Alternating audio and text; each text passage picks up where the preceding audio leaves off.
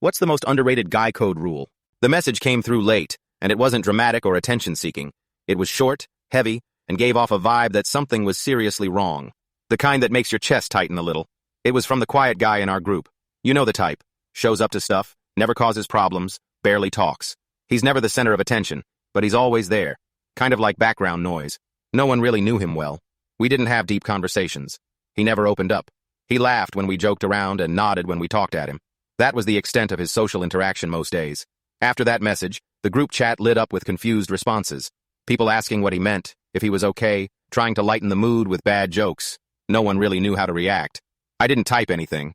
I just got up, grabbed some ice cream from the freezer and drove to his place. I didn't have a plan. I didn't even know if he'd want to see me. But when he opened the door, he looked completely drained. I walked in, sat down, handed him the ice cream, and we just sat there for a bit. Eventually, he started talking.